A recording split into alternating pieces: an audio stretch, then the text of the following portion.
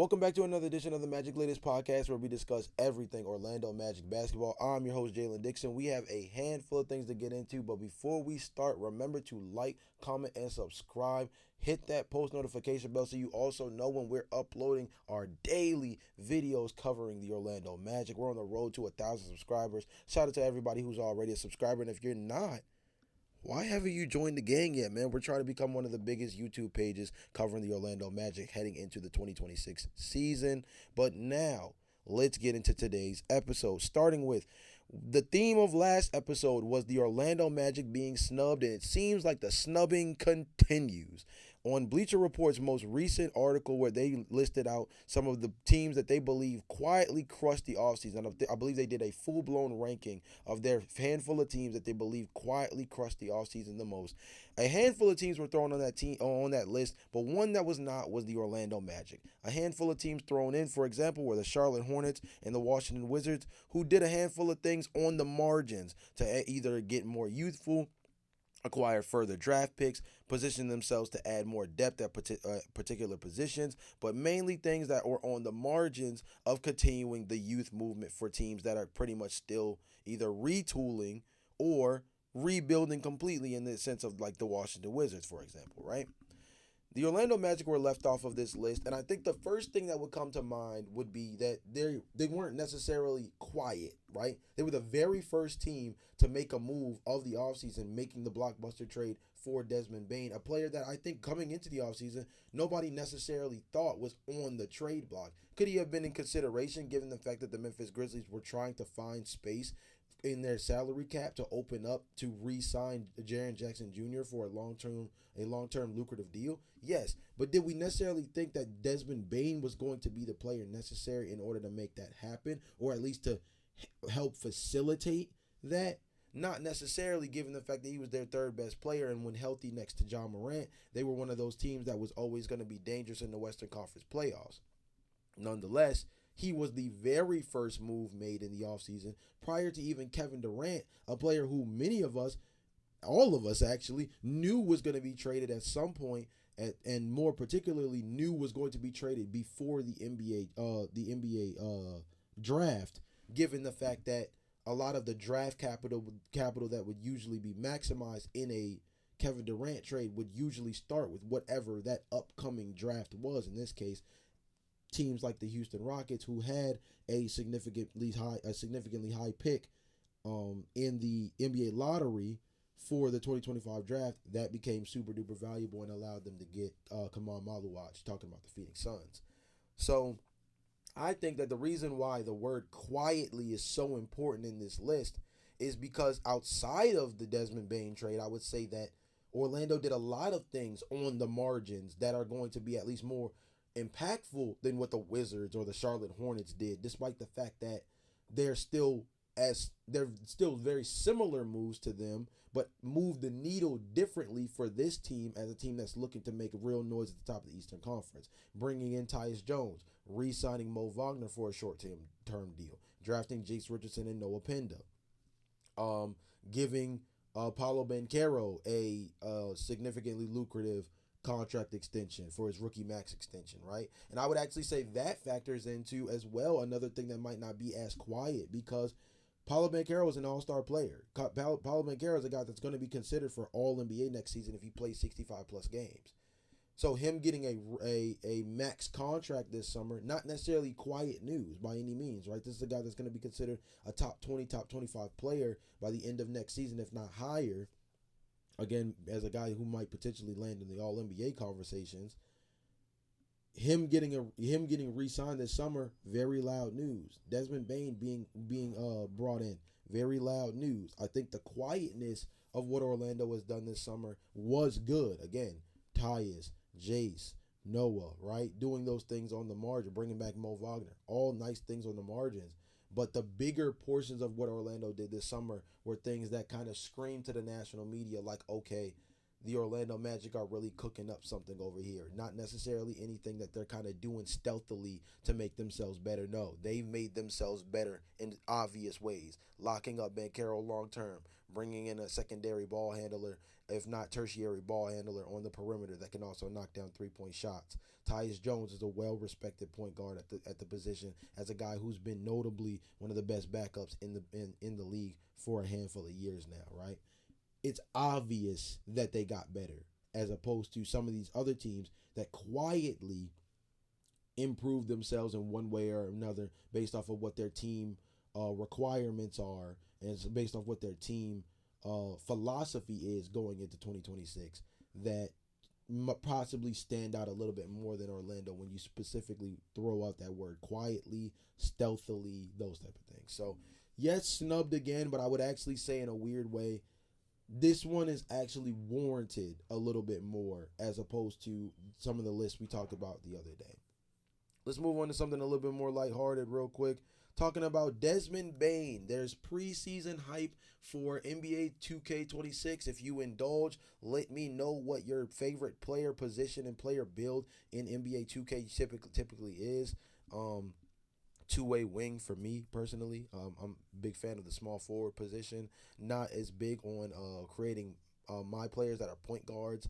I like ball handling wings. I think it's one of the things that makes me so attracted to the Orlando Magic team is that they have two guys that can really be super versatile on ball, off ball, post up, a lot of different things. That's neither here nor there.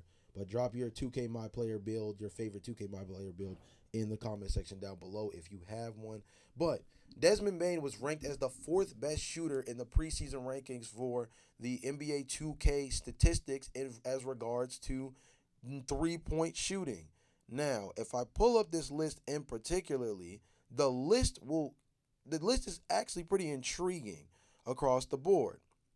So, the list consists of, obviously, Steph Curry at number 1 at 99 three-point shooting, Kevin Durant at 91 three-point shooting, Klay Thompson at 89 three-point shooting, and then Desmond Bane and Isaiah Joe are tied at 4 and 5 with 88 an 88 ranking for the three-point shooting. Now, some of the notable guys behind Desmond Bane and Isaiah Joe: Zach LaVine, Grayson Allen, Luke Kennard, Sam Hauser, and Anthony Edwards, all with an 87 rating as three-point shooters. Very, very big time. Very, very big time. For notable statistics to throw out to justify this ranking, Desmond Bane shoots about 6 three-pointers a game. He shoots about 42% on his near 3 catch-and-shoot attempts per game and shoots nearly 38% on his over 3 pull-ups a game, meaning that he is a 2 and 3 level scorer from the three-point shooting position. He is not a guy that not necessarily just is able to operate as a corner 3 specialist a la PJ Tucker. He is not a guy that can simply be someone who operates off the catch and off the dribble. He's also not somebody that simply can only put himself in position to be wide open. This is a guy who can hit high contests. This is a guy who can pull up, create space for himself. This is a guy who off the catch, moving off ball, can get the ball and rise up in a real way and knock down the 3 at a high clip. Well deserved. I think that the fact that he's notified as a top 4 shooter and a guy that I think going into 2026 could have a better three-point shooting year than Klay Thompson and crack that top 3. I think that the fact that he's also tied bar for bar with Isaiah Joe, who is actually a three-point specialist on this list, and ahead of guys on this list who are actually more three-point specialists, a la Grayson Allen, a la Luke Kennard, and Sam Hauser. I think the fact that Desmond Bane, with the on-ball chops that he has as a 20-point-per-game scorer, who can do a lot of things as a slasher, as a ball handler, driver, the fact that he's considered the 4th best shooter in 2K, above some of those three-point specialists from a rating perspective, goes to show you just how impactful Desmond Bane could be as a floor spacer for next year. I know you don't want to put too much effort and energy into 2K ratings, but I think that this is a small representation of what could be a really notable thing that Desmond Bane brings to the team next season. We knew it was already a skill set he adds to the table, but I think things like this just give you further representations and clips, dare I say, of what it is that Desmond Bane really, really does add to this Orlando Magic team and why they could be really, really special on offense next season. Again, don't want to overblow 2K ratings, but I do think there's something to this where you can say just another sign that the Orlando Magic addressed their biggest need of adding three-point shooting by adding a guy who some would consider as a top 5 shooter in the entire league right now. Sticking with Desmond Bane, Hoops Hype did a shooting guard rankings where Desmond Bane was ranked as the 11th best shooting guard heading into the 2025-2026 season, ahead of names like Malik Monk, Quentin Grimes, Bradley Beal, Alex Caruso, Ty Jerome, and I would say another really interesting name that he was above on this list, let me get to him, was the aging CJ McCollum. And the last one I thought was also interesting,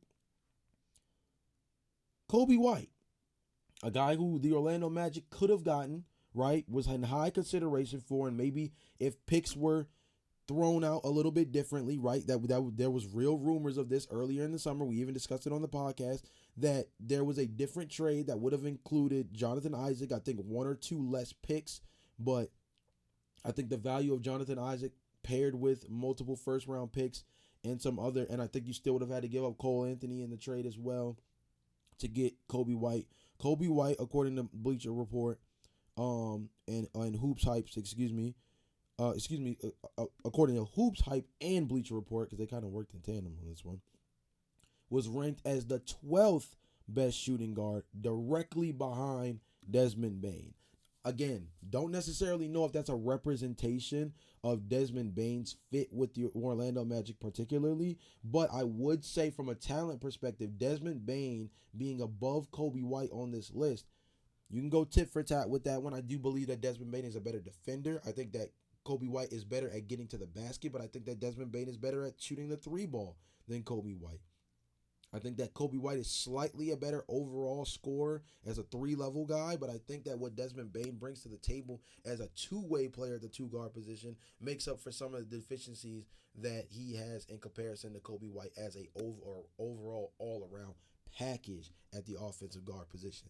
The article specifically says one of the most fun players to monitor in 2025-2026 will be 6th-year guard Desmond Bane, who will be playing for a team other than Memphis for the first time in his career as the former TCU standout joined the Orlando Magic this summer.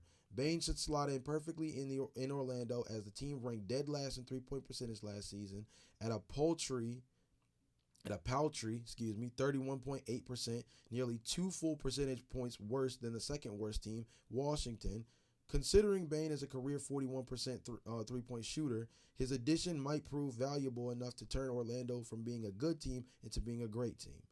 Bane ranked as roughly a top 30 player in the NBA according to VORP and BPM, so although he's on a pricey salary, paying him could prove well worth it for the Orlando Magic. Bane's off-the-dribble scoring ability, solid playmaking prowess, and his rebounding toughness, playing alongside Paolo Banchero and Franz Wagner, will give the Magic a new big 3 that should be a force in the Eastern Conference next season. A big 3 that I mentioned should be ranked in the top 10 on Bleacher Report's Big 3 top 10 list. Granted, they only went to 8, but I believe that the Orlando Magic could have been at number 7 and as low as number 10 if they did the other 2.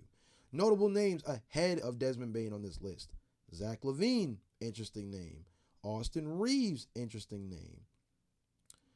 Josh Hart being above Desmond Bane, very questionable to me. Amen Thompson being above Desmond Bane, relatively questionable, but I also understand because people are very high on what Amen Thompson is able to do, particularly on the defensive end. If he's able to get any more on-ball reps than what he got last season, particularly with the fact that now Jalen Green and Dylan Brooks are no longer on the Houston Rockets, the ball distribution on that team may allow Amen Thompson to get more on-ball reps, and you pair that with the fact that he's already an All-NBA defender, I can understand that one a little bit. Tyler Hero, I feel like Desmond Bane and Tyler Hero are in a relatively similar tier in my personal opinion. That's just what I believe. And then some of the names that feel a little bit more obvious to the national media's perspective. Devin Booker is obviously on this list. Jaylen Brown is on this list. Obviously Donovan Mitchell is higher up on this list. Jalen Williams is marked as a 2. That's very interesting. Um, I don't believe that Jalen Williams is a 2 guard, but that's neither here nor there. And then their number 1 2 guard is, let's see, obviously, Anthony Edwards, right? Jalen Williams being marked as a 2 guard, very interesting. Um, Jaylen Brown being marked as a 2 guard is kind of interesting as well, because I feel like Derek White's gonna start at the 2, and they're gonna let Peyton Pritchard to start at the 1, and then Jaylen Brown start at the 3, which is kind of a normal thing, because when Drew Holiday was on the team, Drew Holiday started at the 1, and then Derek White started at the 2, and Jaylen Brown started at the 3, and Jason Tatum started at the 4. So their list is a little weird, but I would say that the most notable names that are interesting on that one in terms of where Desmond Bane ranks is, I think Desmond Bane is on par with Tyler Hero. I think that Desmond Bane is on par with Zach LaVine. I think that Desmond Bane is definitely better than Josh Hart. I don't believe that Jalen Williams is a 3. I mean, I don't believe that he's a 2 guard to begin with. Just some notable things. But I think that Desmond Bane being in the conversation as a near top 10 shooting guard in the league, I think is a big time thing, especially when you given the fact that if you look at the small forward position with Paulo Banchero and Franz Wagner, if you're going to qualify them both as small forwards, if you're not and you put Paulo Banchero as a 4 instead of a 3, which is understandable as well, I think both of those guys still rank within the top 7 of their respective positions. So if you have 2 top 7 players at their position and then a guy who falls just barely out of the top 10 on a list that's a little wonky with some of their things, including Josh Hart and Jalen Williams, who are 2 guys who I think are clearly not better than Desmond Bane and also might not even be considered as full-time shooting guards. You're talking about a guy who now is bumped up to what? The 9th best shooting guard in the league? 3 top 10 players at their positions on the same team, paired with a guy in Jalen Suggs who was ranked, I believe, 16th on that point guard ranking that we discussed, where Tyus Jones was 26th on a top 26 point guards in the league rankings, where they have the 26th best point guard and the 16th best point guard. It was either 16th or 18th. This team is coming in with some real talent next season. Desmond Bane is just a small representation of that.